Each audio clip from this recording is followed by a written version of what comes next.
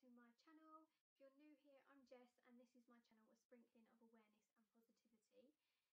If you're new here, please be sure to click the subscribe button and the bell to receive notifications whenever I post a new video. First of all, I want to say a massive thank you to Bonnie, who recommended using this topic for this awareness video. So today's topic is survivor grief and is one that I have previously blogged about on my personal blog site jesstuffield.com, which I will leave a link to in the description box. This topic is extremely important and can be quite hard to talk about or hard to even watch if you are someone that has been through a traumatic event, and I will talk to you about those that can potentially suffer with survivor guilt.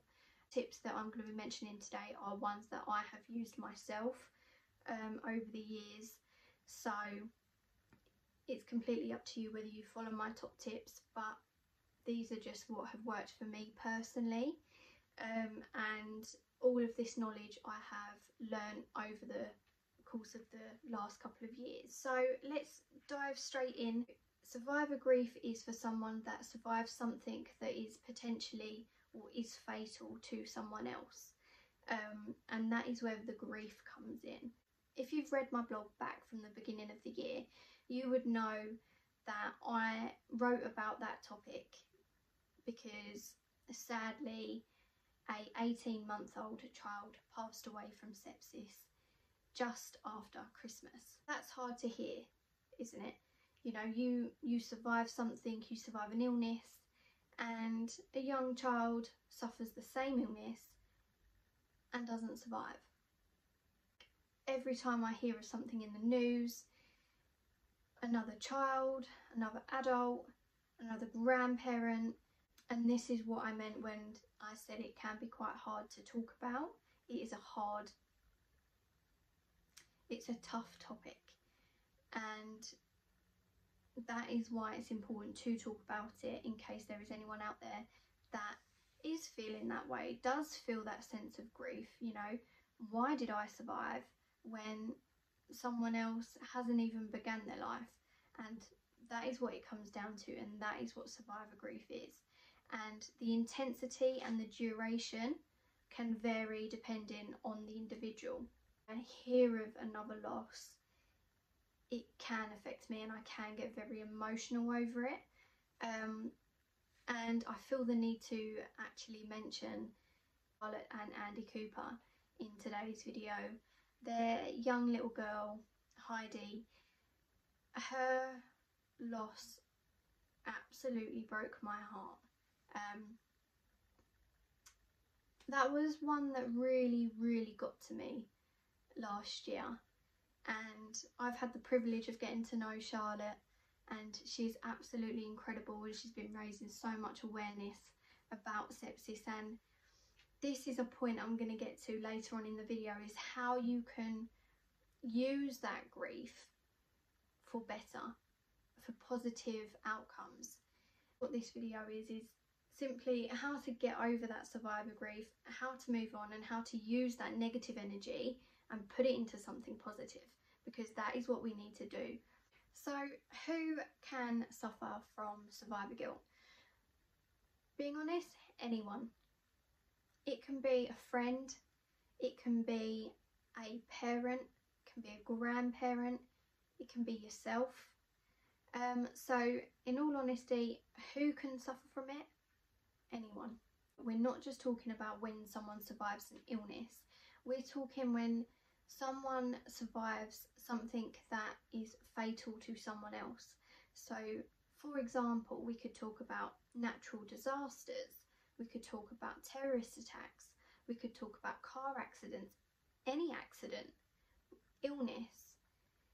When you survive something that someone else hasn't, it can have this effect on you. Whether you was involved or whether it was just simply you have survived something and then you hear of someone else going through the same thing and not surviving, that is when you could potentially feel this way. I mean by feel this way is the circle of why, and the circle of why I have mentioned in a multitude of my online blogs and is the one thing I try to avoid. But today I will talk to you about what the circle of why is in jest terms. Why is, why did this happen? Why did someone else not survive, but why did I? Why was my life spared, but why did a little 2-year-old lose their life? Why have I been able to continue and someone else hasn't even been able to start their life? That is what I mean by the circle of why. And I try to avoid my circle of why because it's a continuous circle that makes no sense whatsoever. But to me it does. I feel like the minute I enter that circle of why, I'm just continuing, and getting out of that headspace can be quite difficult. I put myself back in the right frame of mind and focus on what I'm here to do, why I survived and what my purpose is and what I need to do, because I'm here for a reason and so are you. So that is where getting out of the circle of why is so important, and this is where my top tips come in. Okay, so my top tips on how to deal with survivor grief. My first one, which I have just spoken about, is do not enter the circle of why, or prevent yourself from entering that circle. So I don't need to go over what that is again because I have just spoken about that. Embrace life. You are here for a reason. The reason you survived whatever ordeal you have been through, there is a reason why, and embrace it. Whether it's through an illness, an accident, a natural disaster, you are here for a reason and you have a purpose.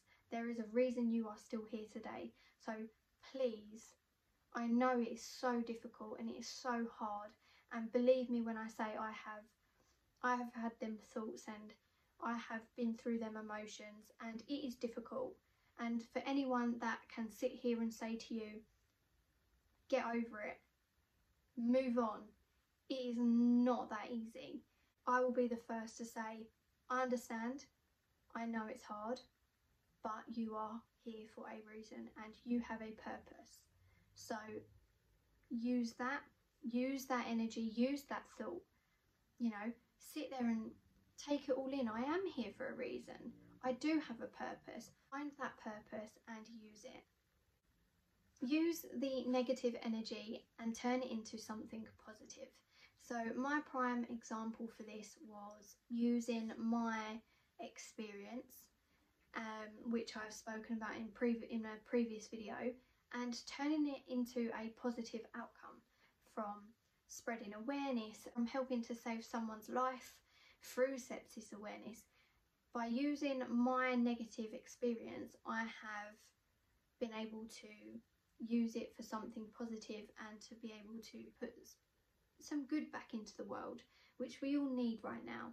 So if you have been through something, an ordeal, an accident, an illness, as we have been saying all through this video, use that negative energy. Don't hold that negative energy in, because you are worth more. Talking about whatever it is that you have been through, and by raising awareness you can help.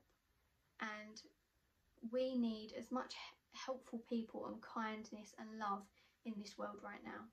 Use that negative energy, turn it into something good, turn it into something positive, and make a difference. This is an obvious one, and this isn't one that I personally have done. I haven't spoken to anyone, i.e. I haven't spoken to a counsellor or anything like that, because I didn't feel like I needed to. I was very lucky to have friends and family that I can talk to, and I did talk to about my experience, and my parents will know, going back to Andy and Charlotte Cooper, the parents of Heidi. When I found out about Heidi's loss, I remember going to my parents' house and absolutely crying my eyes out, sitting at the dinner table. And the reason for that is because it was a sense of internal anger. That's the best way I can describe it, is internal anger, because I was just frustrated at the fact that another young child had lost their life when it could have been prevented. Quite a few young children at Christmas just gone, that sadly lost their lives due to sepsis as well, and it's just so not needed. It's preventable, and that is why I get so frustrated by it, and I get so upset when I hear of another loss, because I just think it's another preventable loss. Survivor guilt can play out in many different forms, and for me, I think it plays out more in frustration, because I see all of these many articles about children losing their lives before their time, and I'm talking from the age of newborn up to the age of 13, 18 years old, and it could have been prevented if people knew the signs, or if the medical professionals knew the signs and caught it quick enough. It's so frustrating, and that is when I get frustrated the most, is when I sit there and I read through another article and it states it looked like the flu, it looked like something else, and that's where I get frustrated. There's no need for it.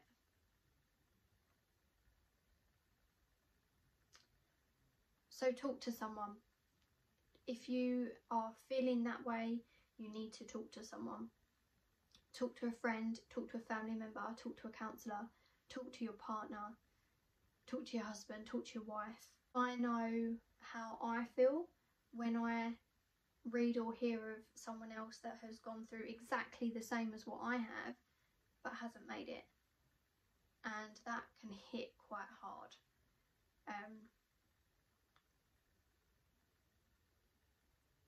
It hits very hard actually, because it brings you back to almost entering that circle of why. Many people that I could mention on today's video that I have spoken to that have also gone through survivor guilt as a parent, as a grandparent, as a sibling.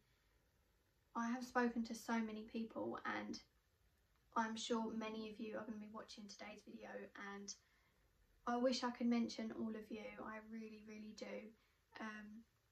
But if you are watching, just thank you, and thank you for always supporting me.